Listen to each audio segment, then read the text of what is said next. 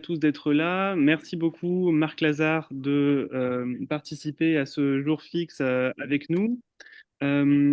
Pour vous présenter brièvement, donc vous êtes professeur des universités émérites d'histoire et de sociologie politique à Sciences Po Paris. Donc vous avez d'ailleurs dirigé le centre d'histoire jusqu'en 2022. Vous êtes actuellement en Italie, c'est pour ça que vous n'êtes pas avec nous à Paris, donc pour dispenser vos cours, car vous enseignez depuis donc de nombreuses années dans plusieurs établissements étrangers, notamment à Rome. Vous êtes un spécialiste de la vie politique italienne, française, en particulier de l'histoire des gauches. En novembre dernier, vous avez publié chez Gallimard un ouvrage qui s'intitule Pour l'amour du peuple, histoire du populisme en France, 19e, 21e siècle. Dans cet ouvrage, vous proposez une histoire longue du populisme, depuis les manifestations anciennes de cette approche politique jusqu'aux actualités les plus récentes des néo-populismes. On observe aujourd'hui que l'actualité politique est parfois saturée de discours, de personnalités populistes, de gauche comme de droite, qui arrivent en responsabilité en Europe et au-delà, on pense notamment aux États-Unis, évidemment. Donc c'est un peu du croisement de ce constat avec votre expertise que naît le thème de ce jour fixe qui s'intitule Les populistes et la démocratie en Europe. On va essayer donc de comprendre avec vous ce qui relève du populisme, comment il se construit, pourquoi il se répand en France, à travers l'Europe, et ce que cela veut dire peut-être pour le quotidien des Européens. Pour rappel, donc, le jour fixe va se structurer de la manière suivante. Une première exposé, présentation de votre part pendant 40-45 minutes à peu près, et un temps d'échange avec les participants, donc de questions-réponses pendant à peu près le même temps. Je vous remercie encore de votre présence et je vous cède la parole. Merci pour cette présentation, merci pour l'invitation. Je vais essayer de rester dans les temps parce que c'est important, effectivement, qu'il y ait toute cette partie de discussion entre nous, de questions, de réponses, d'objections, de critiques peut-être. Alors, vous avez bien introduit le sujet. C'est vrai qu'on évoque énormément cette question du populisme, qu'on sent qu'il y a quelque chose qui, d'ailleurs, selon les pays européens, en tout cas, est né en France dans les années 80, dans ce que j'appelle, moi, dans le dernier livre, les néo-populismes contemporains, puis qui s'est étendu dans d'autres pays. Et effectivement, dans toute l'Europe, on est confronté à cette poussée d'un certain nombre de formations qu'on appelle populistes. Alors, je crois qu'il faut d'abord mettre de la clarté autour de cette notion qui est très compliquée. Donc, c'est ce que je vais faire dans un premier temps. Je vais avoir une partie un peu, entre guillemets, théorique, mais elle est absolument fondamentale. Dans un deuxième temps, je vais réfléchir sur les nationaux populistes de droite. Et puis, dans un troisième temps, d'expliquer un peu à la fois les raisons de leur dynamique, de cette, j'allais dire, ascension mais qui n'est peut-être pas irrésistible. Bertolt Brecht, le grand dramaturge grec, le grand dramaturge, pardon, allemand, réfugié aux États-Unis après la prise du pouvoir par Hitler, avait écrit une pièce qui s'appelle La résistible ascension d'Arturo Ui, où justement il réfléchissait sur les raisons pour lesquelles l'Allemagne avait basculé du côté du nazisme en pointant toutes les erreurs qui avaient été commises. Alors, d'abord, premier point, la notion. Il faut savoir que dans le monde académique, comme on dit dans notre jargon, chez les chercheurs, il y a une interrogation d'abord sur la pertinence de l'usage de cette notion. Il y a un courant très minoritaire, très très minoritaire, qui dit c'est pas possible, il vaut mieux y renoncer parce que c'est une notion, et c'est vrai, vague, confuse, parce qu'elle est instrumentalisée en politique. Vous avez des acteurs politiques qui accusent les autres d'être populistes. Il y a d'ailleurs des acteurs populistes qui sont accusés d'être populistes et qui, comme on le dit en sociologie, renversent le stigmate, c'est-à-dire dire, puisque vous m'avez dit que je suis populiste, ben, j'assume d'être populiste, et ça a été le cas en France de Marine Le Pen ou de Jean-Luc Mélenchon, parce que je suis près du peuple. Et donc, parce qu'il y a aussi une inflation médiatique, on utilise n'importe comment ce mot, et donc un courant minoritaire en sciences sociales, en sciences politiques en particulier, mais vraiment ultra minoritaire, dit vaut mieux y renoncer. Moi, je fais partie, par définition, du courant majoritaire, c'est pas pour ça qu'on a raison, hein, mais majoritaire qui pense qu'il est nécessaire de se confronter à cette notion, parce que je vais vous faire une comparaison historique, mais je crois éclairante. Dans les années 20, dans les années 30, même si je pense qu'il ne faut pas abuser de cette comparaison pour parler d'aujourd'hui, dans les années 20 et 30, lorsque a commencé à émerger d'abord le bolchevisme en Russie, puis le fascisme en Italie, 1922, puis l'Allemagne nazie, 1933, il y a eu un grand débat pour se dire, mais les régimes sont en train d'émerger dans tous ces pays européens, ne ressemblent pas au phénomène classique de dictature qu'on connaissait jusqu'ici. Et donc c'est en Italie, dans l'Italie fasciste, qu'un libéral, hein, pas du tout un homme de gauche, a employé pour la première fois dans un article un adjectif qui était l'adjectif de totalitaire. Et c'est devenu ensuite un néologisme. Eh bien, toutes choses étant égales par ailleurs, comme on dit, on est confronté à la même difficulté. On sent bien qu'il y a l'émergence d'un certain nombre de mouvements, d'acteurs politiques, de partis qui ne rentrent pas dans les catégories traditionnelles. Et quand ils arrivent au pouvoir, en plus, bah, ils font pas exactement le même type de politique auquel on était habitué. Et justement, ce mouvement, cette vague de fond, on peut l'appeler populiste à condition d'en donner une définition.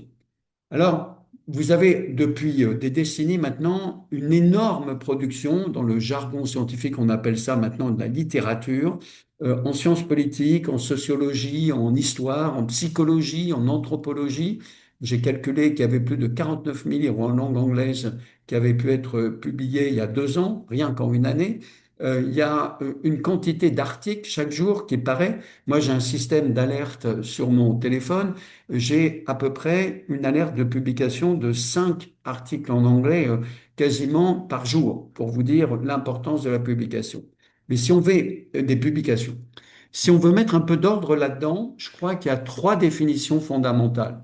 Euh, la première, c'est ce qu'on appelle la définition, excusez-moi de l'anglicisme que je vais utiliser, qu'on appelle idéationnelle, c'est-à-dire c'est l'idée que le populisme serait une forme nouvelle d'idéologie, nouvelle ou ancienne, parce que le populisme a une histoire. Alors, les partisans de cette présentation, de cette acception, de cette définition du populisme, en sciences politiques surtout, sont majoritaires. C'est-à-dire que c'est dominant dans la production scientifique. Alors, qu'est-ce que ça veut dire cette idéologie? Alors, ils reconnaissent tous que c'est une idéologie très labile, très souple, très peu structurée. C'est pas du tout comme quand on pense au socialisme, on pense à Marx, quand on pense au libéralisme, on a une quantité d'auteurs. Là, en général, il n'y a pas d'auteur de référence, même s'il y a quelques-uns qui prétendent essayer de donner une colonne vertébrale à cette idéologie. C'est donc une idéologie labile, assez sommaire, plastique, pragmatique, si j'ose dire, qui peut donc changer très rapidement. C'est le côté caméléon du populisme, mais qui repose sur une opposition qui existerait, un clivage qui s'est substitué à d'autres clivages, qui est le clivage entre un peuple dominé, un peuple vertueux, un peuple bon par lui-même, et un peuple qui est justement possesseur de vérité, et contre une minorité d'élites qui font semblant, notamment en politique, d'avoir des divergences, mais qui en fait sont homogènes pour exploiter, écraser, dominer le peuple et comploter en permanence contre lui. Ça, c'est la première définition. Et ils ajoutent, ces auteurs, que dans cette opposition, il y a une opposition, une dimension morale. D'un côté le bien, le peuple, de l'un côté le mal, les élites. Il y a une deuxième définition très importante qui consiste à dire le populisme, c'est avant tout une stratégie, c'est un style. Une stratégie pour prendre le pouvoir et un style qui accompagne cette stratégie, pour prendre le pouvoir ou pour l'exercer. Je vais me limiter ici à la prise du pouvoir, c'est-à-dire que c'est une stratégie caractérisée par la volonté de rompre avec toutes les traditions politiques habituelles dans un contexte européen, mais pas simplement, où les partis traditionnels sont en difficulté, pour ne pas dire en plein déclin. Et donc, il faut être encore plus dans la démagogie que dans toute politique comporte une part de démagogie, encore plus dans le schématisme, dans le fait d'avoir des ennemis et non pas des adversaires, et donc d'avoir ce style disruptif, comme pouvait le dire Macron en 2017, un style, une stratégie tranchante pour arriver au pouvoir. Et donc un style qui peut se manifester notamment par le leader lui-même, puisque tout populisme a besoin d'un leader, et un leader qui justement va faire en sorte de faire peuple, de parler peuple, y compris dans son langage corporel, le body language en anglais, dans la manière donc de s'exprimer, de s'habiller, pour rompre avec les autres formations. Et puis, troisième point de cette définition du populisme, elle est beaucoup moins connue, moi elle m'intéresse beaucoup, c'est l'idée que le populisme politique serait en fait l'expression d'une sorte de révolte culturelle venue du bas, c'est-à-dire contre la culture des élites dominantes. Il y aurait une culture populaire qui est écrasée, qui est en train de prendre sa revanche contre tout ce que impose la culture dominante en matière de comportement, en matière de pensée, le fameux politiquement correct. Alors, voilà les trois grandes définitions que je présente de manière très, très, très rapide. En fait, il y a beaucoup, beaucoup d'autres éléments, mais retenons ces trois éléments. Le populisme, c'est une idéologie. Le populisme, c'est une stratégie, un style. Le populisme, c'est l'expression d'une culture du bas contre la culture du haut.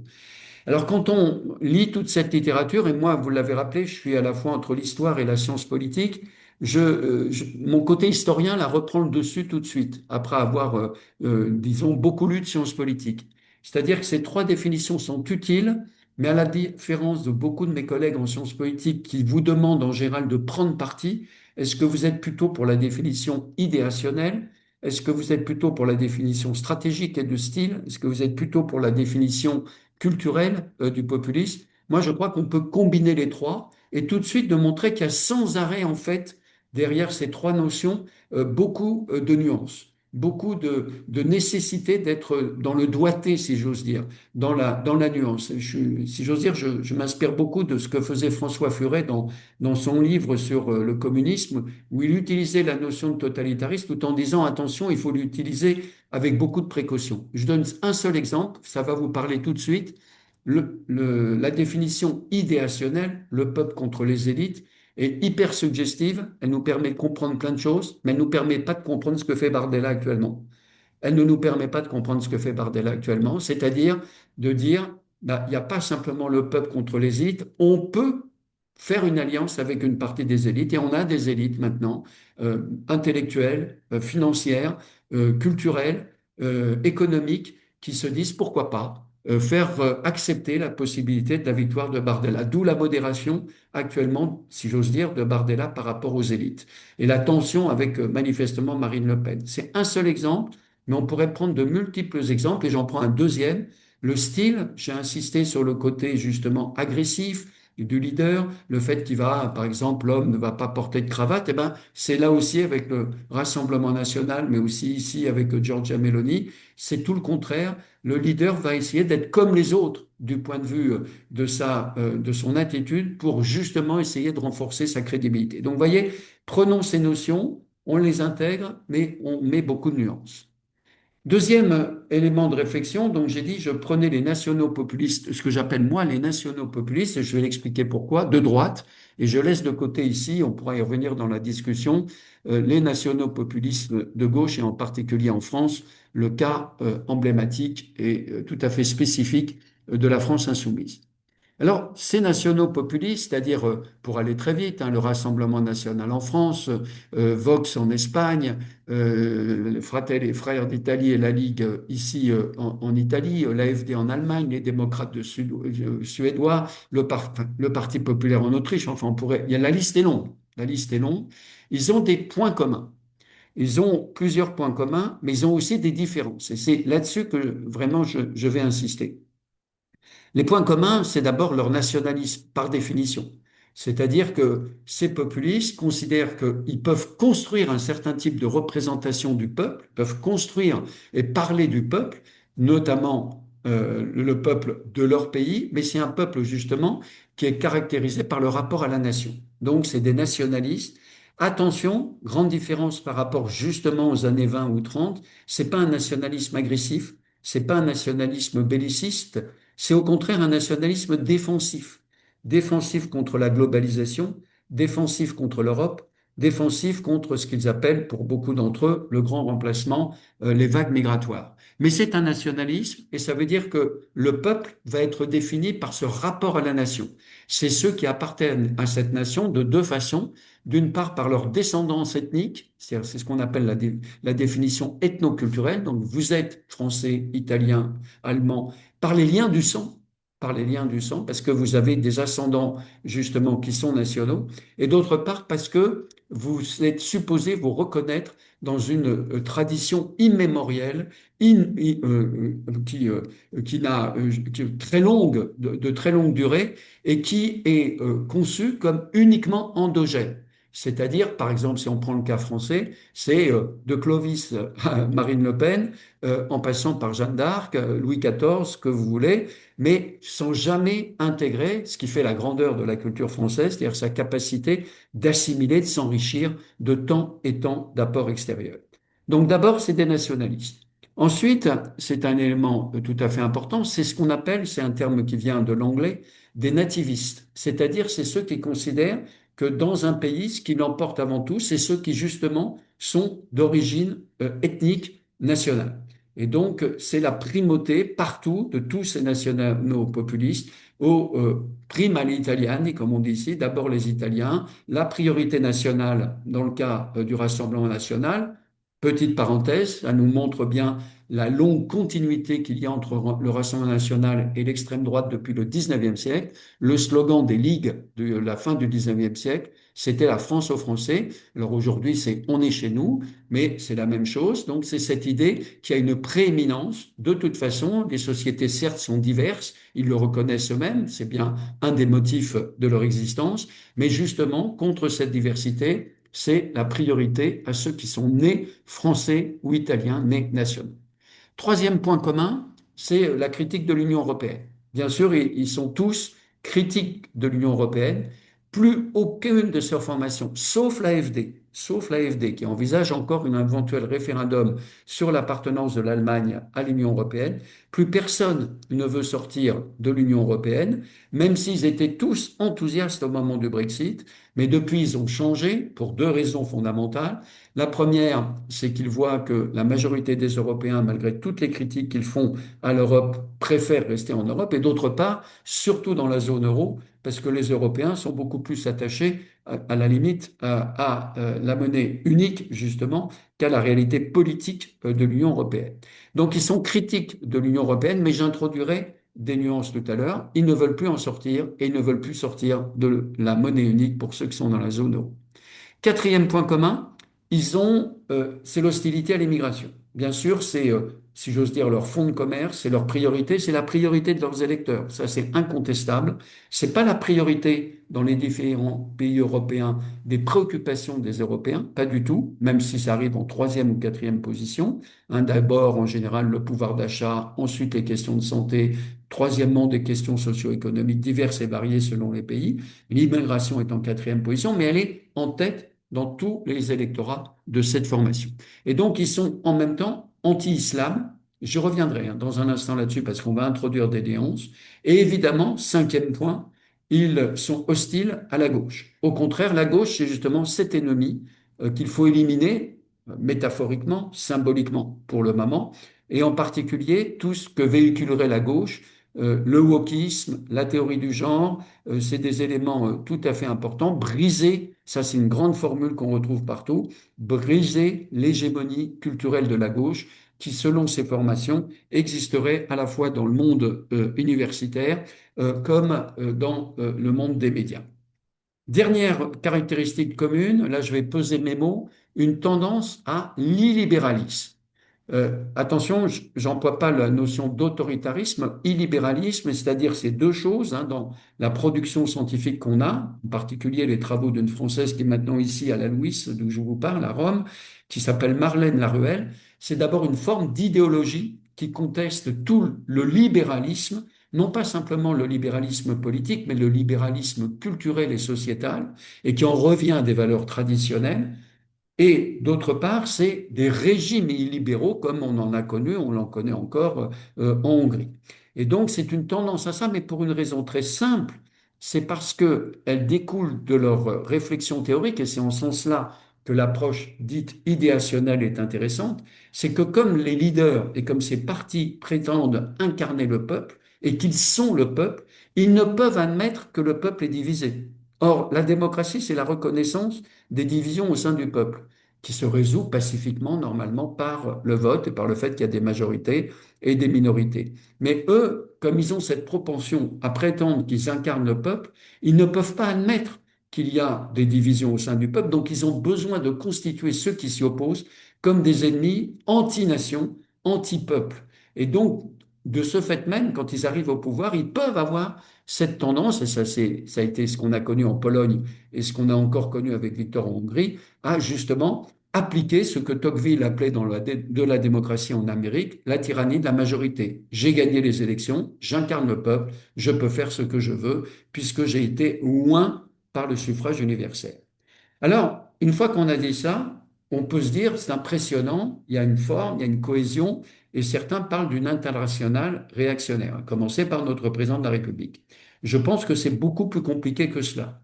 Ils ont des points de désaccord importants, et la preuve, c'est qu'ils sont dans trois groupes au sein du Parlement européen. Chaque fois qu'il y a des élections européennes depuis quelques années, ils annoncent qu'ils vont s'unir et qu'ils vont former un seul groupe, ils en sont incapables. Pour une raison fondamentale, c'est qu'ils défendent leurs intérêts nationaux, qui très rapidement peuvent s'entrechoquer, mais aussi parce qu'ils ont des vrais points de désaccord. Et je vais en prendre trois pour les illustrer. D'abord, l'Europe. Il y a deux attitudes sur l'Europe. Maintenant, parmi ces nationaux populistes de droite, pour caricaturer, je vais dire, il y a l'attitude Giorgia Meloni et il y a l'attitude AfD et Rassemblement national, même s'ils ne sont pas dans le même groupe, disons Rassemblement national, puisque on est en France ici, ce sera plus simple. C'est quoi cette différence? C'est que d'un côté, Giorgia Meloni, qui était critique de l'Union européenne, qui voulait en sortir, qui voulait sortir de la monnaie unique, aujourd'hui, elle se présente comme une pro-européenne avec un objectif, c'est faire un accord avec le Parti populaire européen, attirer Ursula von der Leyen et la Commission européenne sur ses positions, en particulier deux sur lesquelles d'après moi, elle a déjà gagné les questions d'immigration et les questions du pacte vert. Et donc, essayer de faire des compromis pour faire bouger le centre de gravité de l'Europe sur ses positions, car elle est fondamentalement, elle n'a pas changé là-dessus. Oui, elle est plus pro-européenne, absolument, elle n'est plus comme avant, mais elle est pour l'Europe, comme elle dit, des patriotes, des nations, du peuple. Donc, pour essayer de recouvrer de la souveraineté nationale, mais au terme d'un compromis. Et c'est pour ça qu'elle s'est progressivement dissocié de Viktor Orban, qui, comme le Rassemblement national, est dans une stratégie de conflictualité. Pas question de faire alliance avec le Parti populaire européen, en tout cas pour le moment. S'ils gagnent les élections présidentielles, on verra ce qu'ils feront. Mais c'est deux attitudes différentes par rapport à l'Europe. Deuxième sujet de grand désaccord, c'est l'Ukraine. Il y a effectivement des formations qui sont aux côtés des Russes. Ça a été le cas de Viktor Orban, donc du Fidesz.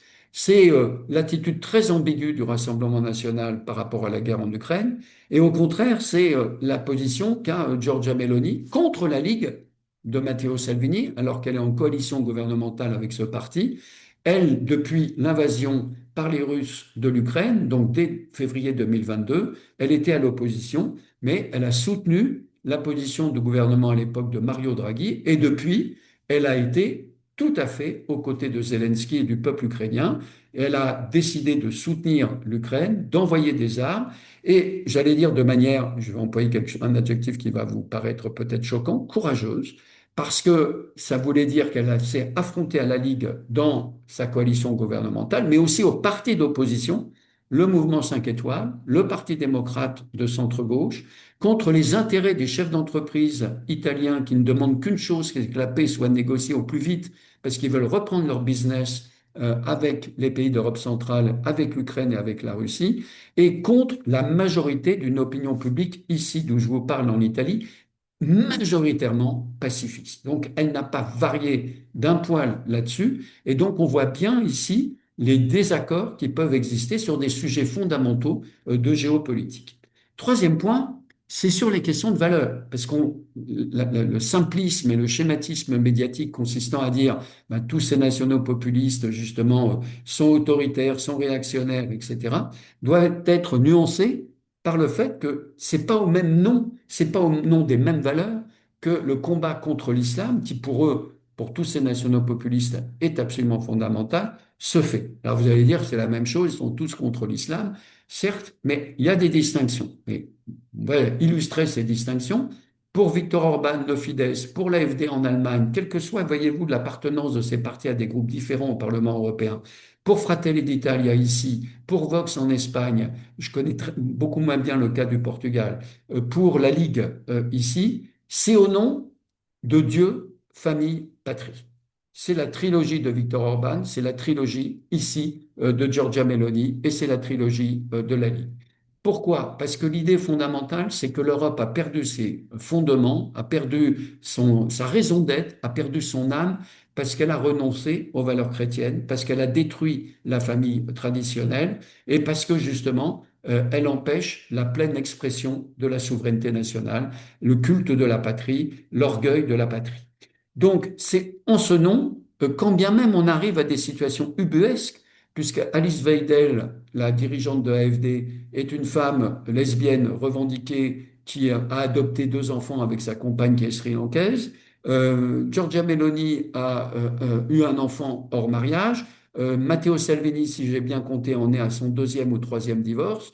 Peu importe ici, mais ce qui est mobilisé, ce sont les valeurs chrétiennes et la défense de la famille traditionnelle, d'où, par exemple, sur la question de l'avortement, le fait qu'ici, la Ligue et surtout Giorgia Meloni, certes, n'a pas aboli le droit à l'interruption volontaire de grossesse, mais fait tout pour contourner et pour empêcher les femmes de pouvoir recourir à une interruption volontaire de grossesse. Maintenant, vous allez du côté du Rassemblement national, vous allez du côté de Geert Wilders aux Pays-Bas, mais ce n'est pas au nom des mêmes valeurs. Au contraire, et c'est absolument frappant dans le cas français, c'est que le Rassemblement national adopte une position qui consiste à dire on est contre l'islam au nom de la République, en tout cas c'est la rhétorique, hein, c'est le discours officiel, et au nom de la défense de la laïcité. Marine Le Pen est très forte là-dessus, puisque elle a rompu avec les positions de son père, qui a toujours été hostile au mouvement du féminisme des années 70, et elle se présente, si vous lisez son autobiographie, je vous conseille d'ailleurs tous, hein, si vous voulez connaître ces choses-là, de lire Bardella, il y en a déjà deux bouquins, de lire l'autobiographie de Marine Le Pen, de lire l'autobiographie qui a été traduite en français de Giorgia Meloni. On y apprend beaucoup de choses, tout à fait instructives. Et elle se présente comme une féministe, et c'est au nom, justement, dit-elle, des conquêtes féminines. Elle rappelle sa propre histoire personnelle, expliquant que justement, elle a divorcé, qu'elle a dû éduquer ses enfants, qu'elle a eu un métier, qu'elle ne veut pas revenir au Moyen Âge, c'est son argumentaire, avec le tchador ou avec la burqa, et donc dénonce l'islam au nom d'autres valeurs. Geert Wilders dirige un parti qui, originellement, aux Pays-Bas, avait été fondé par un gay qui a été assassiné, Pierre Fortuyn, et c'est au nom justement, là aussi, des valeurs de la modernité contre l'islam. Et donc, bon, vous pouvez vous dire finalement, c'est pas grave. Non, ça a des conséquences. Le Rassemblement national, une partie des élus du Rassemblement national, à commencer par Mme Le Pen, a adopté la disposition constitutionnelle de mettre le droit à l'interruption volontaire de grossesse dans la Constitution. C'est inimaginable chez Orban. Maintenant, il est à l'opposition, on verra ce qu'il fera. C'est inimaginable en Espagne, c'est inimaginable en Italie. Donc, c'est des éléments tout à fait importants. Il faut avoir, je crois, cette subtilité, si je peux me permettre d'employer ce mot, dans l'analyse. Ne faisons pas des amalgames, soyons attentifs à chaque fois qu'on étudie ces formations et ces parties pour bien les comprendre. Et comprendre quoi, et c'est ma troisième partie, c'est les raisons de leur dynamique. Finalement, pourquoi ces formations progressent. Je crois qu'il y a, bien sûr, il y a des nuances selon les pays, donc je vais être dans cette première intervention avant de vous céder la parole et pour respecter le timing que vous m'avez donné, je crois qu'il y a trois facteurs qu'on retrouve systématiquement, même s'ils se déclinent différemment d'un pays à l'autre. Le premier, c'est une profonde crise, une profonde défiance politique. Voilà. Profonde crise de défiance politique qu'on retrouve dans tous les pays. On croyait que c'était le monopole de l'Italie. Très rapidement, on l'a connu en France. On voit même dans des pays qui jusqu'ici avait des taux dans toutes les enquêtes qu'on a, c'est-à-dire les enquêtes européennes, les eurobaromètres, ou toutes les enquêtes qu'on fait chez nous à Sciences Po, on en fait beaucoup, c'est notamment le baromètre de la confiance politique qu'on fait chaque année, enfin que fait Bruno Cotres chaque année, c'est toujours comparatif avec plusieurs pays. Cette année, c'était la France, l'Allemagne, l'Italie et la Roumanie. L'année précédente, c'était la France, l'Allemagne, l'Italie et la Pologne. C'est tout à fait intéressant de faire ces comparaisons parce qu'on voit la montée de la défiance politique. Mais pas simplement la montée de la défiance politique, le rejet de la politique, très fort. Mais attention, là aussi, ça s'accompagne de deux processus contradictoires. D'un côté, une attente et oui, une attente d'autorité, ça ne veut pas dire d'autoritarisme, mais la recherche d'un leader fort ou d'une leader forte. Et attention, il n'y a pas que ça, c'est en même temps une demande de participation politique. C'est les deux, c'est contradictoire, et c'est sur cette tension, sur cette contradiction que prospèrent ces formations, parce qu'effectivement, elles ont des leaders forts, elles affirment l'autorité, notamment la puissance régalienne s'ils arrivent au pouvoir, en matière de sécurité, en matière de défense, etc., en matière de lutte contre l'immigration clandestine. Mais en même temps, c'est eux qui disent on va vous redonner le pouvoir au peuple. Et notamment par la pratique du référendum. C'est dans le cadre du Rassemblement national, par exemple, la volonté, ou même pas la volonté, la disposition d'ailleurs à la limite du viol de la Constitution, d'organiser un référendum sur l'immigration s'ils arrivent au pouvoir, si le Rassemblement national arrive au pouvoir. Donc ça, c'est le premier point. Et cette, j'allais dire, cette défiance politique, elle s'exprime au sein de chaque État-nation, mais elle s'exprime aussi par rapport à l'Europe, avec encore une fois cette ambivalence, ce sentiment contradictoire, critique de l'absence de démocratie en Europe. On peut en penser ce qu'on veut, mais c'est très profond. Ça, j'allais dire, toujours existé. Mais en même temps, justement, actuellement, et ça met en difficulté ces formations, c'est on veut une plus grande Europe de la sécurité et de la défense, étant donné les dangers, la guerre russe, le comportement de Donald Trump, sur lequel je vais revenir dans un instant. Deuxième élément, c'est les questions socio-économiques. Alors, ces questions socio-économiques, c'est bien sûr les inégalités. C'est les inégalités sociales, c'est les inégalités de genre, c'est les inégalités territoriales.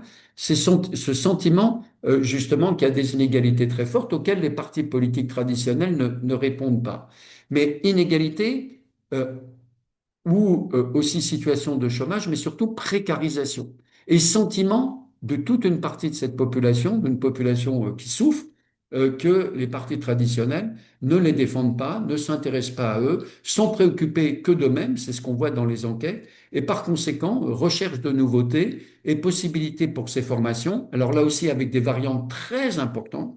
Certains ont des programmes beaucoup plus libéraux en matière économique, donc c'est très contradictoire avec justement les attentes de ces populations, mais c'est compensé par le discours sur l'immigration sur lequel je vais venir dans un instant.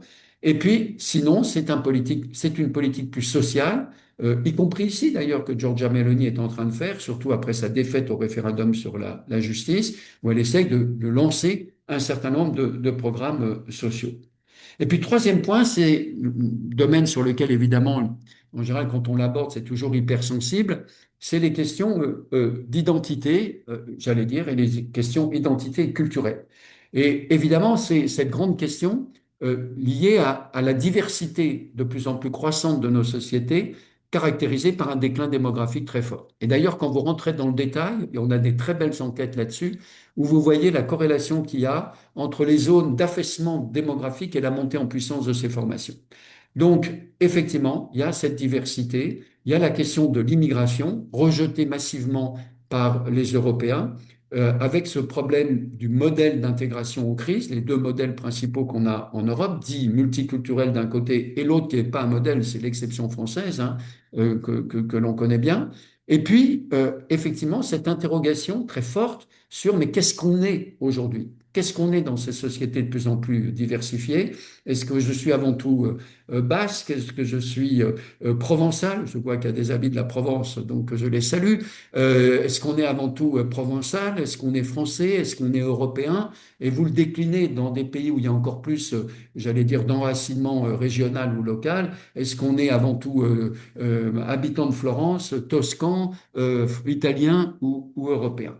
Et la force de ces formations populistes, c'est d'avoir un récit, c'est-à-dire de proposer un récit qui valorise la dimension nationale, évidemment beaucoup plus que la dimension européenne, et de répondre justement à ces interrogations. Donc, défiance politique, problèmes et crises socio et économiques, et cette dimension identitaire, cette dimension culturelle, et notamment sur la question justement de l'immigration. Alors, est-ce que c'est une ascension irrésistible? J'ai dit tout à l'heure ascension résistible, je crois que c'est quand même la meilleure définition parce que je crois qu'il y a trois éléments, comment dire, je suis en train de voir qu'il y a une petite chose, attendez, je enlève une petite chose sur mon écran. Voilà. Excusez-moi. Il y a trois éléments. J'allais dire, j'aime pas employer cette expression d'anticorps parce que justement, moi, je veux pas utiliser ces expressions métaphoriques. C'est un cancer, c'est une maladie. Non, il y a trois éléments de barrage en quelque sorte. Il y a, voilà, de contre-pouvoir. Voilà, je cherchais l'expression. Le problème, c'est l'Europe. Le premier, c'est l'Europe. C'est-à-dire que ces formations, effectivement, ne veulent plus sortir de l'Europe. Elles ont compris l'attachement, je le répète, des Européens à l'Europe et à l'Europe. D'où l'immense responsabilité, et d'après moi, le problème, c'est de s'interroger sur justement la responsabilité ou l'absence de responsabilité de ceux qui sont aux commandes en Europe, pour essayer de relancer un discours sur l'Europe, pas le discours traditionnel qu'on ne cesse de répéter, l'Europe de la prospérité, elle n'est pas là, ou elle n'est plus là, l'Europe de la paix, elle n'est plus là. Voilà, il faut inventer, il faut partir de ces bases et inventer, me semble-t-il, un autre discours. Mais l'Europe, évidemment, est pour ces formations une contrainte. Et alors, l'exemple le plus emblématique, c'est ici l'Italie. Effectivement, Giorgia Meloni, j'ai dit quelle était son ambition, mais en même temps, elle est obligée de faire des compromis. Elle essaye de pousser vers la droite l'ensemble de la politique européenne, mais en même temps, elle est obligée de suivre, si elle veut bien bénéficier des plus de 200 milliards d'euros du Next Generation EU, du plan national de relance et de résilience, comme on dit ici, elle est obligée de faire un certain nombre de compromis. Et par conséquent, l'Europe est une des premières raisons de la limitation que peuvent avoir ces formations. La deuxième, c'est nos capacités de résilience, c'est un mot hyper à la mode, mais de la démocratie, mais c'est fondamental. Parce que je crois que, pour moi, si vous voulez, les populistes, c'est pas le problème. Le populisme, c'est l'expression d'un problème. C'est la thèse fondamentale du bouquin auquel vous vous êtes référé tout à l'heure, Adrien. C'est un élément fondamental. Et la démocratie, justement, a des capacités de résistance. Quand vous voyez toutes les enquêtes, nous ne sommes pas justement dans les années 30, où il y avait à l'époque, dans les années 30, une grande partie des citoyens en Europe, des Européens, pays par pays, qui aspiraient, qui détestaient la démocratie, qui la haïssaient, qui voulaient la renverser, qui étaient prêts à suivre un type qui s'appelait Mussolini ici et qui disait qu'il allait supprimer la démocratie, qui était prêt dans les années 30 à suivre un type qui s'appelait Adolf Hitler et qui disait qu'il allait supprimer la démocratie, qui applaudissait dès demain. Et en France, dans les années 30, il n'y a pas eu de fascisme, mais il y avait des formations d'extrême droite qui détestaient la démocratie, qui ont tenté de s'emparer le 6 février 1934 du Palais Bourbon, de l'Assemblée, de la Chambre des députés, comme on disait à l'époque, et qui détestaient la démocratie avec une minorité importante de Français qui adhéraient à cette idée-là. Donc, quand vous regardez les enquêtes, il y a un attachement au vote, il y a un attachement au principe de vote, il y a un attachement fondamental à la démocratie. Donc, le populisme, c'est ma formule, c'est à la fois un danger pour la démocratie, incontestablement, parce qu'il y a un danger d'illibéralisme, mais c'est une opportunité pour la démocratie. C'est-à-dire, c'est la nécessité pour la démocratie, justement, de répondre aux questionnements, aux sources mêmes qui expliquent l'épanouissement du populisme. Et puis, le troisième point sur lequel j'attire votre attention, c'est que le fait que ces nationaux-populistes sont confrontés à ce qu'ils ne s'attendaient pas du tout, c'est-à-dire à Donald Trump. Et ça, c'est une transformation absolument fondamentale. Alors là aussi, il faut introduire des nuances. Le Rassemblement national, le premier, a été très prudent sur Donald Trump. Il n'était pas lors du premier mandat. Certains ou certaines d'entre vous se souviennent peut-être que Marine Le Pen s'était précipitée à la Trump Tower pour essayer d'être reçue par le nouveau président. Elle n'avait pas été reçue. À l'époque, elle était enthousiaste de Trump, malgré cette gifle en quelque sorte. Mais dès le second mandat, le Rassemblement national a été très très prudent à cause des droits de douane, en expliquant que assez rapidement que par exemple le Venezuela, le Rassemblement national a condamné ce qu'a fait au nom de la défense de l'intérêt national. Même chose sur le Groenland. Donc progressivement, le Rassemblement national a pris une certaine distance. Rien de choquant ou rien de surprenant à ça pour quiconque connaît l'histoire de l'extrême droite en France. Elle a toujours été très méfiante à l'égard des États-Unis. Les autres formations pro-atlantiques, ici Giorgia Meloni et la Ligue, très pro-atlantique, se retrouvent dans une situation impossible. D'une part, parce que les droits de douane ont frappé l'Italie, et je rappelle que l'Italie est un pays bien plus exporté, le deuxième pays exportateur européen aux États-Unis, donc ça frappe les intérêts italiens et notamment des gens qui votent des électeurs qui votent pour Fratelli d'Italia ou pour la Ligue. Deuxièmement, la guerre en Ukraine. Je viens de dire qu'elle s'était énormément engagée et l'attitude incohérente de Trump la met très très mal à l'aise. Troisièmement, la guerre en Iran, que dans un premier temps, elle a dit qu'elle ne partageait pas, mais qu'elle ne condamnait pas. Et devant la protestation de l'opinion publique ici et devant les discours du pape, elle a dû dire ensuite, cette guerre n'est pas la nôtre et nous n'y rentrerons pas. Donc c'était et le refus qu'elle a déclaré que les bases américaines ici en Sicile en particulier puissent accueillir des avions qui partaient bombarder l'Iran. Donc ça a été un motif de tension avec Trump. Et puis depuis l'attaque de Trump contre le pape. Alors ça, permettez-moi ce petit témoignage personnel, mais moi j'étais à Rome et je suis toujours à Rome en ce moment. La journée a été incroyable, c'est-à-dire que même tous les Romains en parlaient, vraiment, c'était des conversations dans la rue quasiment, catholiques ou pas. C'était quasiment considéré comme une offense nationale. S'attaquer au pape, fût-il américain, a été un élément de choc, ce qui fait qu'elle a dû, au bout de 24 heures, dire que ses paroles étaient absolument insupportables et donc, c'est le moment où elle a pris des distances. Ça ne veut pas du tout dire, on pourra y revenir dans la discussion, qu'elle rompra avec Trump, mais elle a dû prendre des distances et se rapprocher symboliquement quelques jours plus tard d'Emmanuel Macron en venant à l'Élysée. Vous vous souvenez tous de sa visite, elle habillée tout en rouge, le président de la République l'accueillant, l'embrassant comme du bon pain sur les deux joues pour l'accueillir à l'Élysée et ensuite la raccompagnant sur le perron de l'Élysée. Donc là, on a un élément de difficulté de ces formations qui pensaient justement s'appuyer sur Donald Trump et qui sont aujourd'hui mal à l'aise, qui les obligent à clarifier leur position quand ils arrivent au pouvoir par rapport à la politique à avoir envers les États-Unis, mais aussi du coup la politique et le positionnement par rapport à l'Europe. Voilà, j'ai terminé, mais je voudrais rappeler juste une chose. Euh, 2027, euh, enfin 2026-2027, c'est une année fondamentale. C'est une année absolument cruciale pour l'Europe. On a voté d'abord au Danemark, où la formation social-démocrate pensait pouvoir constituer un gouvernement, et là, il n'y arrive pas. 2026, on a eu le vote en Hongrie. Alors là, il y a eu un enthousiasme extraordinaire en disant c'est fini. Moi, je vous mets en garde, vraiment, beaucoup, beaucoup mis en garde.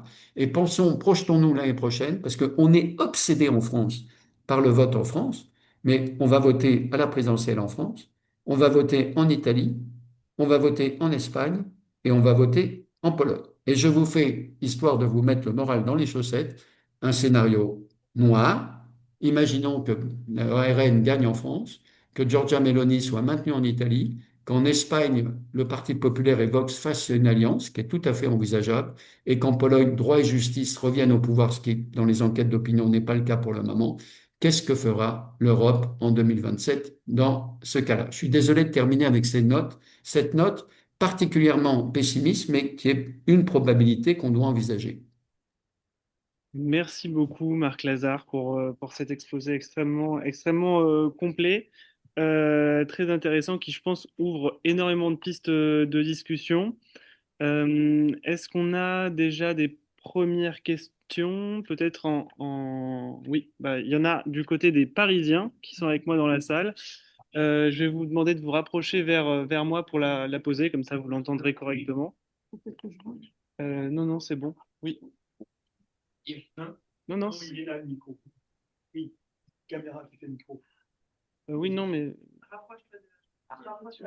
vers moi. Non, tu peux venir ici, Léo. Ah bah, bon, viens ici. Faudrait qu'on se mette d'accord. Je t'en prie. Vas-y, vas-y. Bonjour et d'abord merci pour votre présentation très très riche. Alors moi j'avais deux questions. La première qui est un peu provocatrice, mais est-ce que finalement, le macronisme, c'est pas aussi une forme de populisme? Alors, je le dis d'autant plus que j'en suis un, mais en fait, on voit que parfois, le macronisme lui-même peut être accusé de populisme. Et donc, j'avais un peu cette question parce que je trouvais ça intéressant.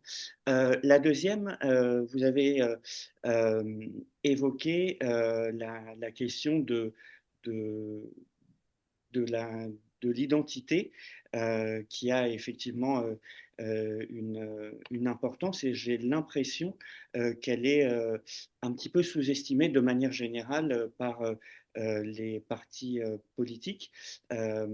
Et puis, euh, donc ça c'est ma deuxième question, excusez-moi. Et là, peut-être une troisième, c'est vous avez évoqué effectivement le populisme de droite, mais aussi le, quid du populisme de gauche, y compris dans sa capacité, ou plutôt son incapacité, en tout cas à date, à concurrencer celui de droite avec une image emblématique, c'est que c'est notamment le duel de Jean-Luc Mélenchon et de Marine Le Pen aux législatives, il me semble que c'était 2012, mais je me trompe peut-être, où Jean-Luc Mélenchon avait été défait, où il avait été incapable, en tout cas, de contrer le populisme de l'extrême droite. Et donc, comment est-ce que vous l'expliqueriez, sachant que Jean-Luc Mélenchon a quand même un discours social, même s'il n'est pas toujours autant mis en avant que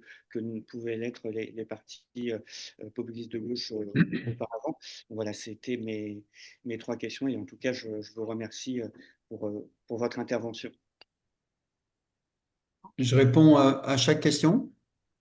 Vous pouvez faire une petite réponse globale, hein, Oui, non, je veux dire, je réponds d'abord à cette première Ah oui, intervention. pardon. Oui, oui, D'accord, bien sûr. Oui, on va faire un par un, comme ça, ce sera d'accord. plus facile. Alors, merci pour vos questions. Alors, macroniste populiste, dans un précédent ouvrage que j'avais écrit avec un collègue italien qui s'appelle Ilvo Diamanti, qui a été publié aussi chez Gallimard, qui s'appelait Peuplocratie, les métamorphoses de nos démocraties, on avait classé Emmanuel Macron comme un acteur populiste. Alors, depuis, j'ai beaucoup affiné cela. Et moi, je fais une distinction, notamment dans mon dernier livre, entre populiste intégral et populiste que je qualifie d'intermittent. Je vais expliquer pourquoi. Le populisme intégral, bah, c'est par exemple le Rassemblement national, puisque vous m'avez posé une question sur LFI, je vous répondrai, je classe le LFI dans les populismes intégral, c'est-à-dire ceux qui sont le plus proches des trois définitions que je vous ai données. C'est-à-dire ceux qui cochent en gros à peu près beaucoup des trois cases, pas toutes exactement, mais qui sont le plus. Alors je vais être un peu pédant, je suis désolé. On appelle ça un idéal type. On construit une forme, j'allais dire pure de populisme, et on voit ceux qui sont le plus proches. Donc c'est une démarche sociologique moi que j'utilise beaucoup. Et donc ceux qui se rapprochent le plus, c'est des populismes intégraux. Ceux qui sont assez éloignés, c'est des populismes intermittents. Alors pourquoi intermittents et pourquoi on avait classé Macron, mais surtout le Macron de 2016-2017, celui pour prendre le pouvoir. Et c'est-à-dire, effectivement, vous avez raison, il s'était présenté, mais apparemment vous le savez puisque vous en êtes, comme vous l'avez dit, avec une stratégie justement et un style en rupture. Je suis le candidat anti-système, je suis le candidat du peuple. Hein. Dans le livre, on montrait beaucoup, on illustrait beaucoup de déclarations de Macron, et puis je suis contre les partis traditionnels. Et d'ailleurs, quand les journalistes interrogeaient Macron à l'époque, on lui disait, mais enfin, anti-système, vous qui avez fait Sciences Po, l'ENA, haut fonctionnaire, Banque Rothschild, secrétaire général adjoint du président de la République, ministre de Hollande, vous avez du mal à vous présenter comme anti-système. Il répondait tout de suite anti-système parce que je n'appartiens pas au système politique. Donc oui, mais ça soulève une question. Après, je pense que dans la gestion du pouvoir, il a été beaucoup moins. Quand vous prenez la crise des Gilets jaunes en pleine figure, c'est difficile d'avoir vraiment du populisme, même s'il a pu utiliser lui aussi un certain type de langage, hein, de type populiste. T'as qu'à traverser la rue, tu trouves un boulot dans la boulangerie, si tu veux, je t'accompagne. Bon, on se rappelle de ce type de réplique. Mais c'est très intéressant la question que vous posez au-delà du cas de Macron, parce que ça soulève une grande question qui était dans le livre Peuplocratie. C'est-à-dire que les populistes, j'ai dit tout à l'heure qu'ils étaient confrontés à des limites, ils peuvent parfois échouer à prendre le pouvoir, mais ils ont gagné sur beaucoup de choses. C'est-à-dire qu'ils ont gagné sur l'agenda politique, sur les thèmes. Tous les autres partis sont sur la défensive, la question de l'immigration, la question de l'insécurité, qui sont des vraies questions, mais qu'ils mettent en haut de l'agenda politique. Leur manière de faire de la politique, justement, la réactivité permanente dont ils font preuve, parce que je n'ai pas pu l'aborder, mais c'est des maîtres sur les réseaux sociaux. Et du coup, la question pour ceux qui veulent s'affronter à eux, c'est est-ce que on va sur leur terrain ou justement on ne va pas sur leur terrain? Ce sera la grande question de 2027, hein. Ça va être la grande question. Est-ce qu'on utilise les mêmes méthodes pour les combattre sur le fond où on est intransigeant? Et là, on a deux types d'attitudes. Celle de Macron en 2017. Pour combattre Marine Le Pen, je la combats sur le fond, notamment dans le débat dans l'entre-deux tours, mais je joue un peu avec un certain type de stratégie et de style populiste. Et puis, vous avez ici ce que j'appelle, moi, le modèle Romano Prodi. Romano Prodi, qui est le seul qui a battu 2 fois Berlusconi. Berlusconi a gagné 3 fois. Et lui, ce qu'il a fait, je l'ai déjà souvent dit quand je fais des interventions, c'est qu'il a joué exactement l'opposé. C'est-à-dire que par rapport à Berlusconi, s'il allait sur le terrain de Berlusconi, il était mort. Il le reconnaît lui-même, puisque Berlusconi, c'était un génie de la communication. Comme on dit ici, il vous aurait vendu le Colisée pour 1 euro, hein. Donc il n'y a aucun problème, c'est un grand vendeur. Et lui, il a joué le sérieux, le type qui arrivait presque à la limite de l'ennui pour expliquer, moi je ne suis pas dans la démagogie, si je gagne, je vous explique ce que je ferai. Les questions d'identité, vous avez tout à fait raison, je vais l'illustrer avec le cas français, parce que moi, ce qui me frappe en France, c'est qu'on a actuellement un affrontement et une polarisation entre le RN et le FI autour de 2 narrations, de 2 romans et de 2 récits nationaux. C'est impressionnant. C'est-à-dire, d'un côté, vous avez le Rassemblement national, on était habitué à ça, c'est le grand discours, on est chez nous, c'est la nation française est composée d'un certain nombre de choses. Et maintenant, on a l'élaboration qui a commencé au moment où je remettais mon manuscrit, donc c'est pas trop présent dans mon livre, mais j'avais vu le coup arriver. C'est la Nouvelle-France. Alors attention dans ce qui est dit dans les journaux, hein. Moi, j'ai beaucoup travaillé depuis là-dessus. C'est pas simplement les Français d'origine immigrée, musulmans, etc. C'est pas simplement le changement à 180 degrés qu'a fait Mélenchon sur ces sujets, d'un laïcard républicain acharné à quelqu'un maintenant qui reconnaît la diversité religieuse et notamment la religion musulmane.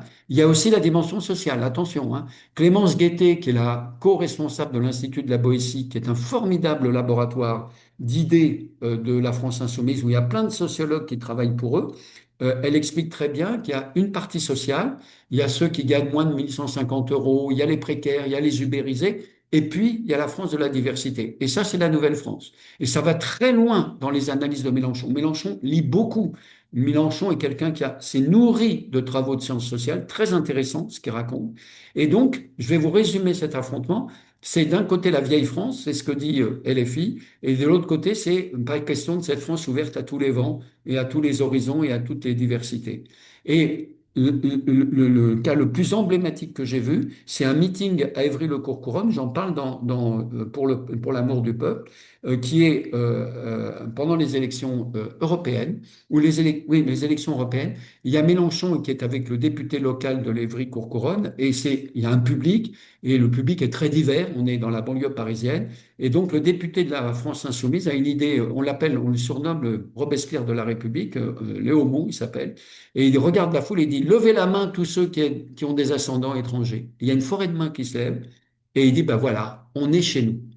C'est-à-dire qu'il reprend le mot d'ordre que dans tous les meetings du RN, vous entendez, on est chez nous, il le reprend en disant, voilà, on est chez nous. Et Mélenchon, juste à côté, fait un blog et dit, c'est génial ce à quoi j'ai assisté hier, il faut faire ça partout. Et donc, on a cet affrontement Et moi, ce qui me frappe, c'est que les autres partis ne disent rien. C'est-à-dire qu'ils ne disent rien sur l'articulation entre la nation et l'Europe. Rien. Et par conséquent, ils laissent le champ libre à cet affrontement qui est très fort maintenant, et la presse le découvre, les médias le découvrent, qui est très très fort dans la perspective de 2027. Alors le populisme de gauche, oui, il est là, attention, il est très dynamique.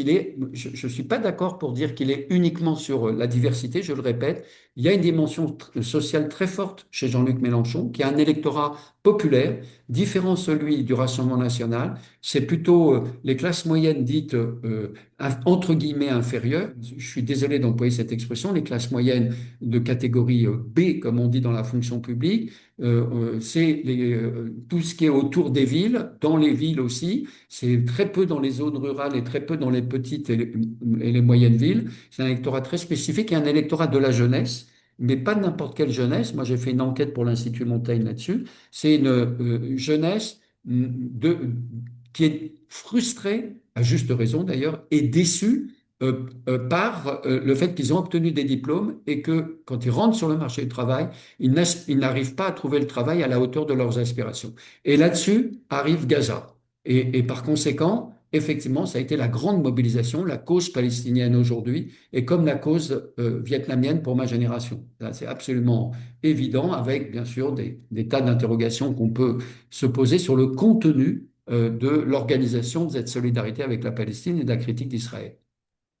Merci beaucoup. Euh, pour faire dans l'ordre, on a une question d'Émilie derrière moi et ensuite Domengue, puis l'UEF Grand Est. Émilie, je t'en prie. Bonjour, merci.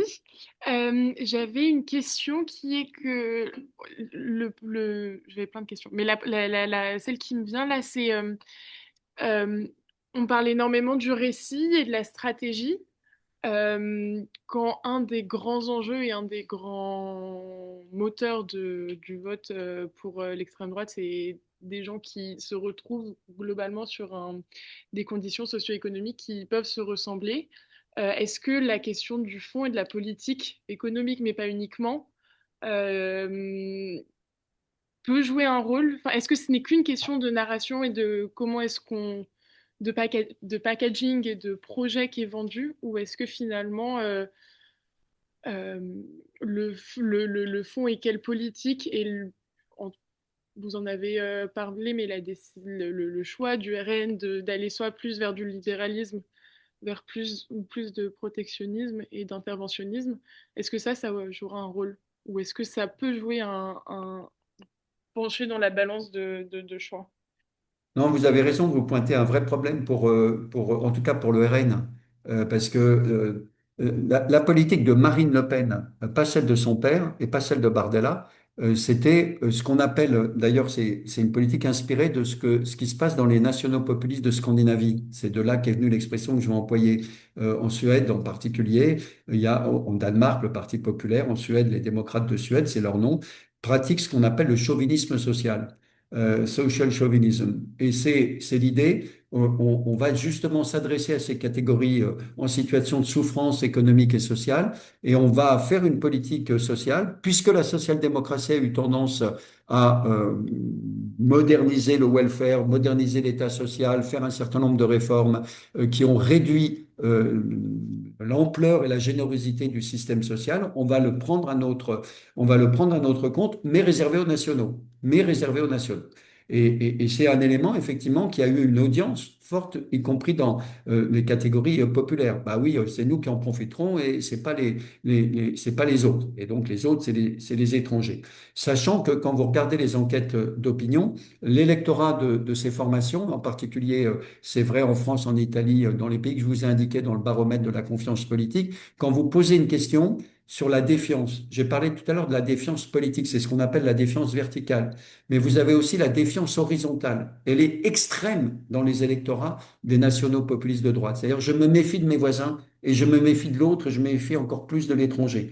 Donc c'est énorme. Donc quand vous avez des formations qui proposent ces politiques de chauvinisme social, ça touche effectivement une partie pour des tas de raisons, hein, socio-économiques, la souffrance, le sentiment d'abandon, le déclin démographique, la situation des enfants ou des petits-enfants, ça parle. Alors, c'est évidemment, si on vous dit, vous allez profiter de cette protection, mais pas les étrangers, c'est un discours qui a une efficace très forte.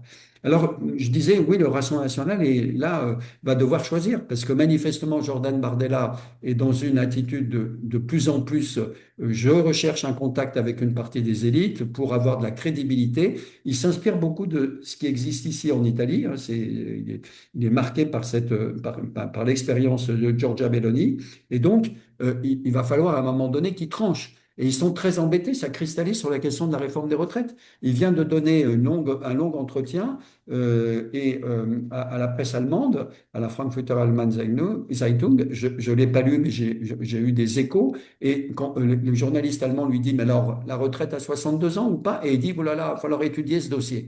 Alors qu'ils en avaient fait, vous avez raison, un des grands éléments de leur politique. Mais chez eux, donc, ils sont confrontés à un dilemme. Là, il va falloir qu'ils tranchent pour les élections de 2027. C'est un peu un talon d'Achille, surtout si les candidats face à lui sont capables d'appuyer sur ce talon d'Achille. Mais alors, bon, ça pose des tas de problèmes. Est-ce que c'est Édouard Philippe qui va dire, ah ben non, il faut aller jusqu'à 67 ans, qui va être capable de porter le fer ou d'autres? J'en sais rien, mais en tout cas, c'est vrai que c'est un problème. Mais attention, ce que je voulais dire, et pour que ça soit bien clair, et justement l'expression de social chauviniste nous permet de le comprendre, c'est que quand ces formations parlent de social, elles le lient toujours à la dimension identitaire. Elles le lient en permanence.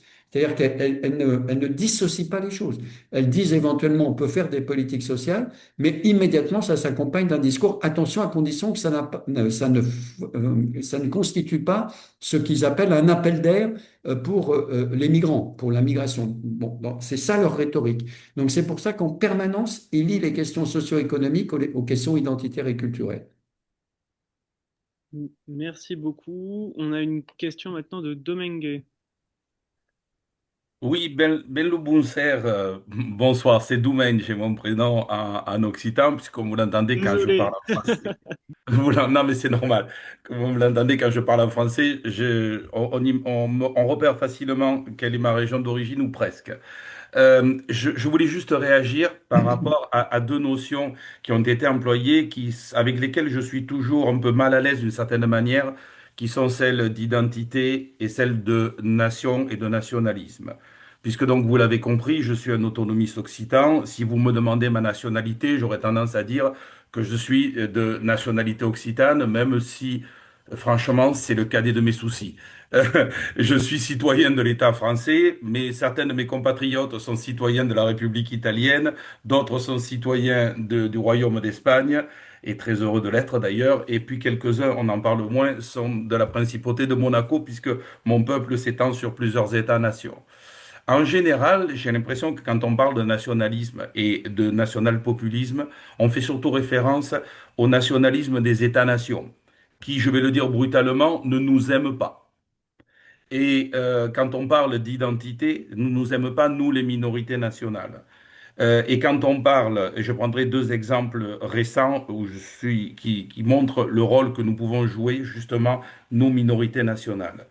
Et ensuite, lorsque l'on parle d'identité, c'est un concept qui, justement, a été repris par les nationaux populistes et qui nous dérange, nous, beaucoup, puisque nous avons besoin d'affirmer notre identité, mais nous avons développé, je dis nous parce que c'est quasiment valable pour l'ensemble de l'Union européenne, et même au-delà, puisque l'Alliance libre européenne représente les autonomistes, régionalistes et nationalistes de l'ensemble des États d'Europe, etc.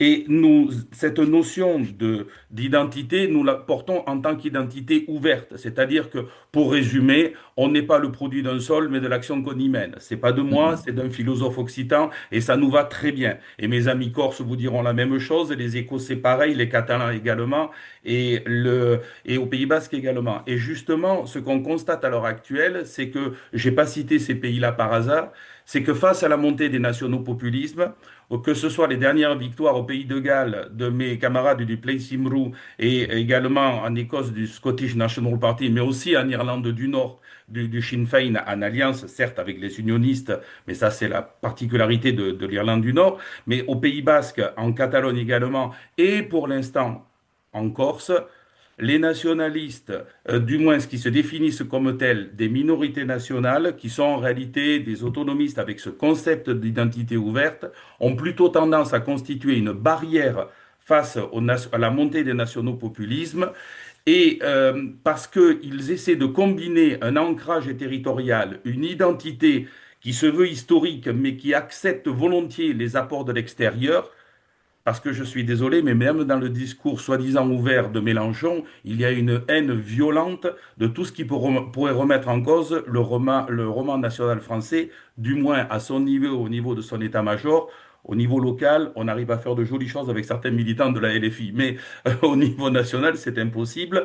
Et donc, l'identité dont il est question, me semble-t-il, est plutôt l'identité portée à travers les États-nations du 19e siècle que les identités diverses que l'on trouve à travers les minorités nationales d'Europe. Pardon d'avoir été un peu long. Non, mais j'allais dire, j'ai rien à dire. Moi, je me situais là du point de vue de l'offre politique. Je me situais de ce que disent ces partis, ces formations. Je les reprends pas à mon compte. Je les analyse. Vous avez raison sur votre analyse.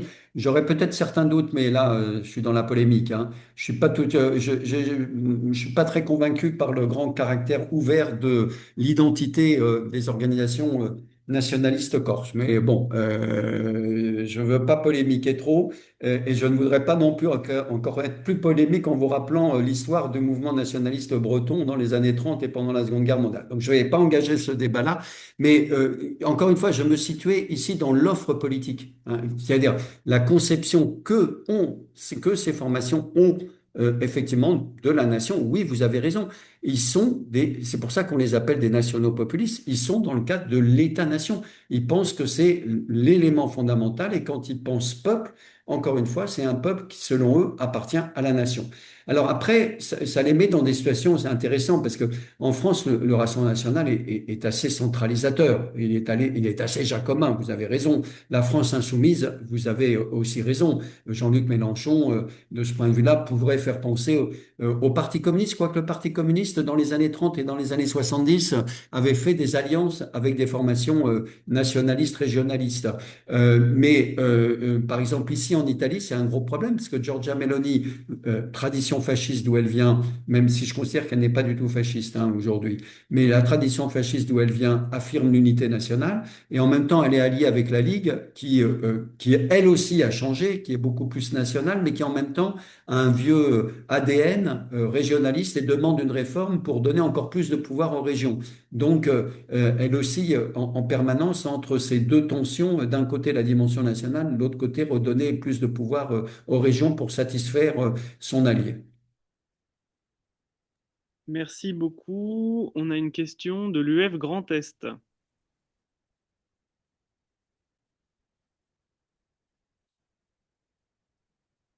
Qui Oui, doit allumer son bonsoir. Est-ce que micro. vous m'entendez à Strasbourg? Parfait.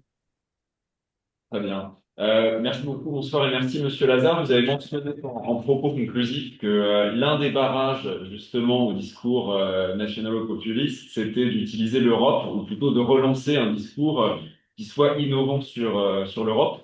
Est-ce que ce discours innovant, au final, ce serait pas le fédéralisme? Là, Au j'ai pas entendu, final, ça a bugué. Ça a ah, bugué. excusez-nous, est-ce que ce discours, au final, ça ne serait pas le fédéralisme européen? Parce que comme le populisme, en fait, d'une certaine façon, comme ces mouvements, paradoxalement, les fédéralistes appellent à une Union européenne qui soit plus démocratique, et à une réforme en profondeur de l'organisation politique du continent européen. On estime également que les États membres, leurs régions seront mieux protégées avec une organisation fédérale de notre continent. Donc, en supposant que des mouvements politiques fédéralistes parviennent à mieux travailler, à consolider leur discours, est-ce que ça ne serait pas une façon de doter un ressort clé au nationaux-populisme? Non, vous avez, enfin, bien sûr, ça m'étonne pas que cette question soit soulevée dans cette assemblée. Euh, c'est tout à fait, ça peut être c'est une des possibilités. Vous savez qu'il y a un débat maintenant, vous savez mieux que moi sans doute, qu'il y a un débat. Il y a d'un côté la position que vous venez d'exprimer et il y a celle d'une certaine façon, qui est celle du président de la République aujourd'hui, mais aussi d'autres personnalités consistant, je vais être un peu brutal dans la manière de l'énoncer, consistant à dire, bon, le fédéralisme, c'est un magnifique projet, c'est très difficile pour ne pas dire impossible à réaliser, donc avançons avec ceux qui sont prêts à avancer. Bon, et donc c'est l'Europe à géométrie variable. On essaye d'avancer sur un certain nombre de sujets. On commence par la sécurité et la défense pour arriver vers l'autonomie stratégique et pour avoir l'Europe puissance, pour reprendre les terminologies d'Emmanuel Macron. Et voilà, donc c'est clair maintenant qu'il y a ces deux positions. Mais moi, je suis évidemment, puisque je suis ici avec vous, je suis évidemment extraordinairement sensible. Et comment ne pas l'être ici en Italie? Parce que s'il y a un pays où le fédéralisme a été particulièrement diffusé autour de Spinelli, c'est bien l'Italie. Mais moi, ce qui me frappe, c'est comment dire, le côté timoré des formations pro-européennes, alors en particulier en France. Il y a une absence ici de 2017. La grande nouveauté de la campagne d'Emmanuel Macron, c'était de faire une campagne en faveur de l'Europe. D'avoir pris cette position et d'avoir développé cela et illustré entre autres par le discours ensuite à la Sorbonne, qui est un des grands discours qu'il a prononcé incontestablement à mon sens. Donc, mais aujourd'hui, ce qui est frappant, c'est justement le fait qu'on ne voit pas. Il y a les partis, j'allais dire, traditionnels, les partis pro-européens. En France, normalement, ça va être les républicains, mais les républicains sont en train de prendre beaucoup de distance avec l'Europe. Ça va très, très loin. Il y a le côté gaulliste classique, plus l'attractivité du Rassemblement national. Ils sont en train d'être vampirisés par le Rassemblement national, satellisés par le Rassemblement national. Reste le bloc central. Donc là, il y a l'embarras du choix manifestement pour les candidats, mais on attend aussi de voir ce que peut dire Édouard Philippe, Gérald Darmanin, qui ce matin sur France Inter apparemment n'a pas exclu à son tour d'y aller. Euh, Entre parenthèses, on est dans un pays de dingue, hein, vu de France. On est dans un pays de dingue. On est à peu près à 30 candidatures à l'élection présidentielle. Enfin, je referme cette parenthèse un peu désabusée, mais le Parti social, donc le centre, on ne voit pas ce qu'il peut dire sur l'Europe, et le Parti socialiste ou les Verts non plus. Là, il y a un grand problème. Moi, c'est ça qui m'inquiète. Par rapport à ce que je disais tout à l'heure, par rapport à cet affrontement sur la conception de la nation entre d'un côté le RN et de l'autre côté de LFI, il y a un vide là qu'il s'agirait de combler. Le fédéralisme, évidemment, pourrait être et devrait être même la solution, mais pour le moment, je suis inquiet, pour ne pas dire autre chose, terrorisé par le fait qu'on a un immense silence. Merci beaucoup. Maintenant, on a une question de Chloé. Bonjour, merci beaucoup. Je voulais revenir sur ce qui fait la cohérence et les dissensions au sein des nationaux populismes, en prenant le cas de l'Italie, avec le fait qu'en Italie, ils ont quand même monté une coalition avec un parti, la Ligue du Nord, qui, je ne sais pas si on peut le qualifier de fédéralisme interne, mais qui en tout cas a une vision d'une plus grande autonomie à l'intérieur. Et on voit en France, alors là, on a vu apparaître des monarchistes fédéralistes. On ne sait pas trop de quel fédéralisme ils se réclament, mais en tout cas, on voit aussi voilà, des courants plutôt plus éloignés, on va dire, du centre et de ce dont on a l'habitude en termes de fédéralisme, qui s'expriment et qui parlent de ça. Et est-ce qu'il n'y a pas du coup là aussi un angle d'attaque sur un manque de cohérence entre certaines visions très centralisatrices et qui vont avec le libéralisme et des visions fédéralistes ou sinon avec plus d'autonomie laissée aux, aux partis en interne. Voilà ma question, merci. Alors, vous avez employé une expression qui n'est plus d'usage, excusez-moi. La Ligue du Nord, on n'en parle plus. Donc, non, non, mais c'est important parce que la Ligue du Nord est créée en 1991. C'est une série de ligues régionales du Nord, donc de Piémont, surtout de la Lombardie, de la Ligue Vénète, et qui sont unifiées autour d'un homme qui vient de disparaître, qui s'appelle Umberto Bossi, et qui crée, vous avez raison, la Ligue du Nord. Dans un premier temps, la Ligue du Nord voulait même la sécession de l'Italie. Elle a proclamé à Venise en 1996 a été proclamée l'indépendance de ce qu'ils appelaient la Padanie. Et puis, dans un deuxième temps, voyant que c'était impossible à faire, la Ligue du Nord s'est alliée avec Silvio Berlusconi, Forza Italia, et l'héritier du mouvement social italien, néo-fasciste. Et donc, ils ont fait des compromis. Vous savez, en Italie, on fait beaucoup de compromis. Et donc, ils ont passé de la revendication de la sécession à l'idée du fédéralisme. Et c'est là où je vous rejoins, vous avez raison, avec plus de pouvoir pour les régions. Et ils n'ont cessé de demander plus de pouvoir pour les régions. Mais en 2013, la Ligue a connu un grand moment de développement, puis une crise. Et en 2013, Matteo Salvini prend la direction de la Ligue. C'était un militant très fédéraliste, au point que lorsqu'il était jeune conseiller élu à Milan, lorsque le président de la République, Ciampi, était en visite à Milan, il s'est fait connaître parce que le président de la République saluait un à un tous les conseillers et lui est resté les mains dans la poche et a dit au président de la République, je ne vous salue pas parce que vous n'êtes pas le président de ma République. Et donc, il était sur ses positions et en 2013, il change complètement. Et il va s'inspirer de ce qui se passait en France avec le Front National pour transformer la Ligue en la Ligue de Matteo Salvini, donc personnalisation, et en Ligue nationale. Donc il arrête les attaques contre le Sud, il y a les Terroni, les Cutero du Sud, il arrête les attaques contre Rome la voleuse, Rome la ladrone, etc. Et il essaye de s'implanter dans le Sud. Donc il atténue complètement la dimension fédéraliste. Mais en même temps, il reste un socle justement de militants régionalistes et fédéralistes, notamment en Vénétie, très important en Bastion, en partie en Lombardie, un peu moins en Piémont. Et donc il y a une alternance permanente entre ces discours où il se présente comme, où il dit prima agli italiani, d'abord les Italiens, alors qu'avant il disait prima i padani, d'abord les padans et ensuite les Italiens. Donc, alors là, vous avez employé le mot cohérence. Il y a une incohérence totale actuellement de la Ligue qui explique son affaissement électoral. Il était à 8% en 2022 et là, il est crédité de 6% des voix. Alors, comme toujours en Italie, cette coalition de droite qui est très unie, en fait, elle a des éléments de différence, mais ils arrivent toujours à s'unir derrière un leader. Là, actuellement, c'est Giorgia Meloni. Ils vont faire un programme pour 2027, je suis absolument certain, où il va y avoir d'un côté la dimension nationale et de l'autre côté de dire oui, mais on fera quand même des choses pour les régions. C'est un très gros problème, ce fédéralisme en Italie.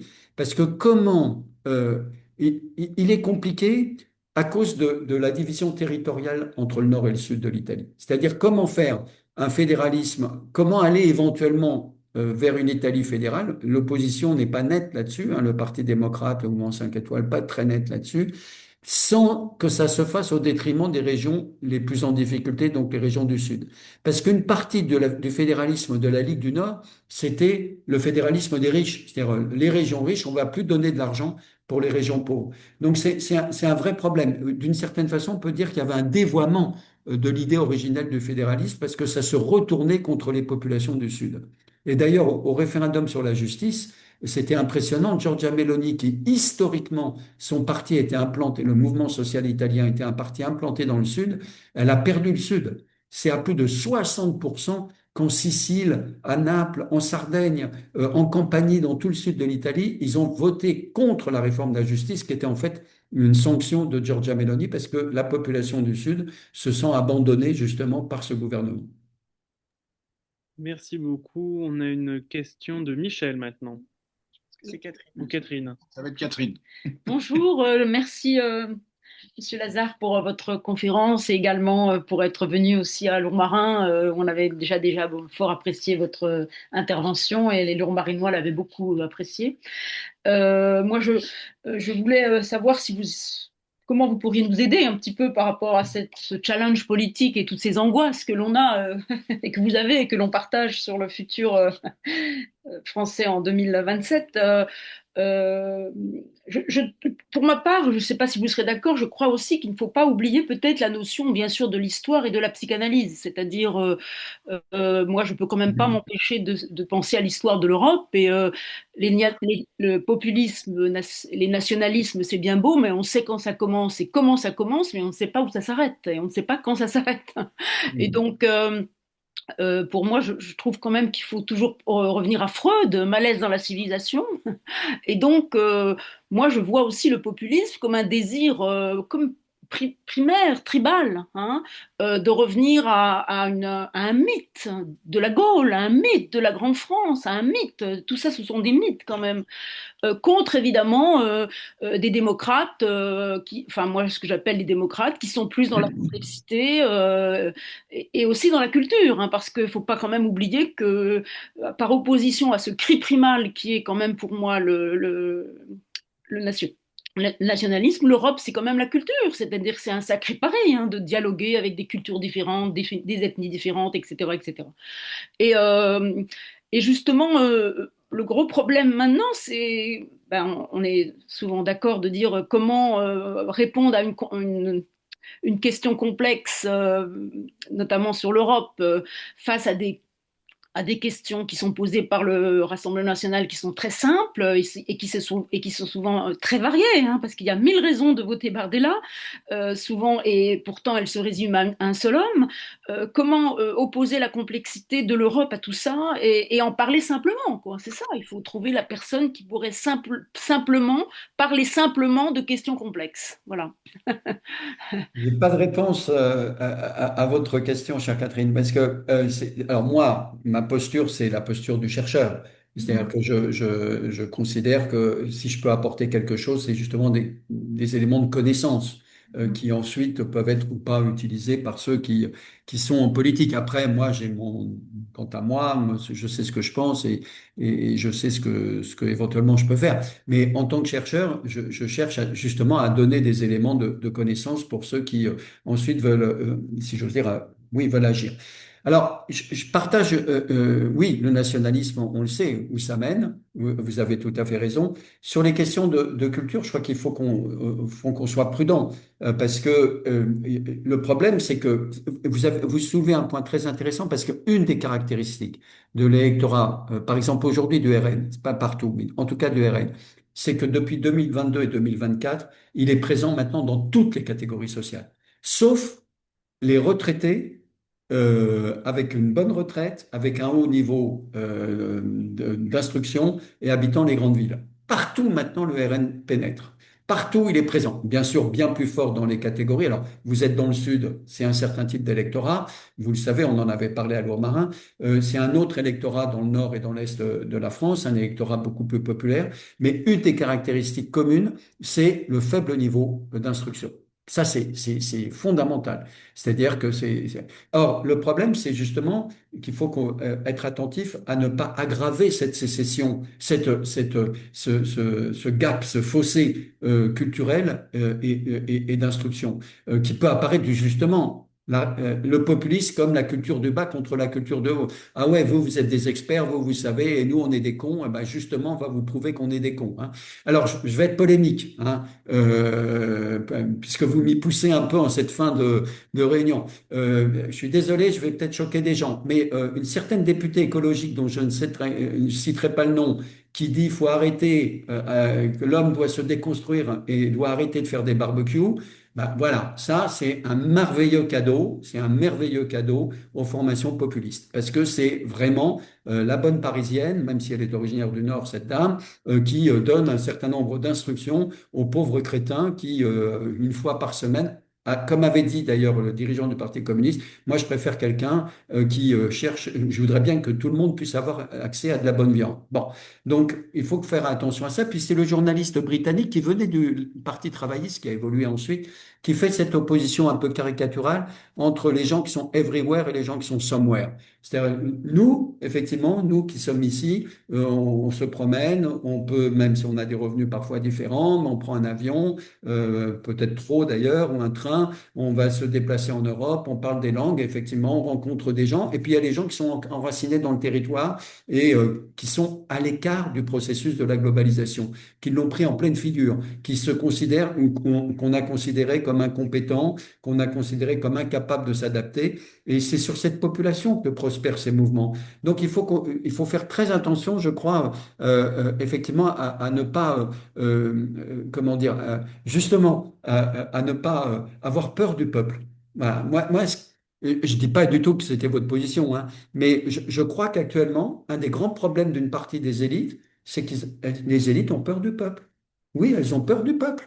C'est-à-dire qu'elles se disent, on n'arrivera pas à réformer ces sociétés, on a eu les gilets jaunes, on risque d'avoir une autre révolte, il y a des impératifs, il faut réduire la dette, il faut s'affronter, il faut régler la question de la réforme des retraites, mais que voulez-vous? Moi, je l'ai entendu, hein.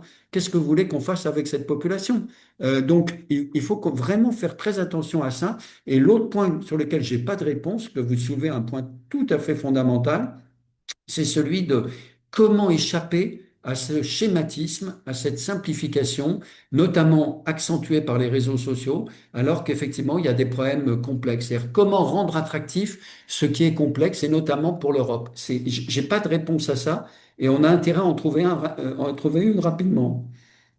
Merci beaucoup. On a une dernière question de C'est bon. Françoise, juste à côté de moi. Oui, bonjour et merci pour votre exposé. Alors, moi, il y a une question qui me taraude depuis un certain temps. Alors déjà, ce que vous avez dit tout à l'heure par rapport à Macron, qui avait fait en 2017 une campagne pro-européenne, je pense que ça nous avait donné beaucoup d'espoir, même si naturellement, après, bon, on ne va pas rentrer dans les détails sur la politique de Macron. Mais moi, ce qui m'inquiète aujourd'hui, c'est que ça soit à l'extrême droite et à l'extrême gauche, on voit apparaître le mot patrie, patriotisme. Alors on l'a à l'extrême droite, les patriotes chez Philippot, Le Pen, etc. Chez Mélenchon, il parle toujours de patrie, mais le problème, c'est que maintenant, aujourd'hui, ce n'est pas uniquement chez ces gens-là. Il y a un appel qui est paru récemment de personnes de gauche qui sont profondément pro-européennes. Si je vous donne les noms, si je vous dis Jadot, Glucksmann et Vallot, vous verrez que c'est vraiment des personnes pro-européennes qui disent dans leur texte, eh bien, ce qui se joue, c'est l'avenir de notre patrie. Et nous allons gagner la bataille culturelle et politique du patriotisme français. Moi, ça m'interpelle énormément parce que j'ai l'impression, justement, vous parliez de vos inquiétudes par rapport à toutes les forces démocratiques de centre-gauche, centre-droit, etc. Et moi, je trouve ça très inquiétant parce que là, je pense qu'on va aller vers une campagne ultra-jacobine, donc qui n'a rien à voir avec le fédéralisme de toute façon. Et en plus, je ne vois pas comment l'Europe va pouvoir s'intégrer dans ce genre dans ce genre de thématique où, à mon avis, j'ai l'impression qu'ils vont sur le terrain du Rassemblement national pour essayer de récupérer les électeurs. Et je pense que c'est quelque chose d'extrêmement dangereux. Donc j'aimerais bien avoir votre avis là-dessus. Bah, peut-être que je suis en désaccord avec vous, parce que je crois que d'abord, il y a plus, c'est pas, ils n'ont pas tous la même conception de la nation et de la patrie. Et historiquement, je rappelle que la gauche était nationale et que c'était la droite qui était antinationale. Hein, ça change au 19e siècle, mais avec la Révolution, évidemment, ce qu'on appelle maintenant la gauche était favorable à une nation. Et quand vous regardez, par exemple, même Mélenchon, moi j'ai regardé ces textes. Quand il parle de nation, c'est une nation ouverte, justement. C'est une nation de la diversité. C'est pas du tout le même contenu que que le contenu que donnent les nationaux populistes de droite. Je pense que le Parti socialiste qui s'empare de ce sujet aussi. Alors moi, je crois que c'est pas parce qu'on emploie le mot. Je pense que la question, c'est là, qu'est-ce qu'on y met dedans? Comme qu'est-ce qu'on entend par patrie et par nation. Et je pense qu'il y a des définitions différentes. Et puis, comment on articule cette question de la nation avec la question de l'Europe? Et en tout cas, moi, c'est comme ça que je le pense. Et vous savez, euh, j'ai toujours été frappé d'un bout de phrase dans le très beau livre de l'historien du 19e siècle, Jules Michelet, qui dit à un moment donné, le peuple n'a rien, mais il a une chose, la nation. Et je pense que c'est une phrase très très forte, c'est-à-dire que effectivement, dans une partie des catégories populaires, il y a ce rapport à ce qui définit votre identité. Vous avez une identité de classe, vous avez une identité territoriale, vous pouvez avoir aussi une identité. Alors j'ai bien entendu le discours de notre ami occitan. Justement, je dis bien qu'il y a une identité locale, régionale, mais vous pouvez aussi avoir ce rapport à la nation. Donc moi, je crois que c'est pas parce qu'on emploie le mot patrie ou nation, c'est encore une fois, ça dépend du contenu qu'on donne et comment ensuite on articule cette nation avec l'Europe. Alors, je viens de dire, LFI n'a pas la même conception de la nation que le RN, ça c'est incontestable, mais en même temps, ils sont tous les deux extraordinairement critiques de l'Europe. C'est-à-dire que Jean-Luc Mélenchon a toujours voulu quasiment sortir de l'Europe. Et là, je voudrais voir le programme qu'ils vont faire sur les questions européennes, même s'ils l'ont atténué la dernière fois. On va voir s'ils l'actualisent aujourd'hui dans la perspective de 2027. Mais est-ce qu'il n'est pas possible de concilier les deux? Moi, j'ai tendance à penser oui. Mais c'est un vrai débat. Merci beaucoup pour cette réponse. On va s'arrêter là pour les questions-réponses. On est pile à l'heure. Parfait. Je vous remercie pour Ben, c'est moi. ce temps d'échange très, très, très riche. Ça va nous permettre aussi, du côté de l'association, pour nos adhérents et nos administrateurs, d'enrichir un peu nos réflexions pour le plaidoyer qu'on construit pour les élections présidentielles de 2027 donc, et législatives. Ça nous permettra de réfléchir sur ces sujets-là. On reviendra vers vous, évidemment. Là, je parle plutôt aux spectateurs pour le prochain jour fixe. Je vous souhaite une très bonne soirée. Je vous remercie encore pour votre présence. Merci beaucoup. Merci. Merci.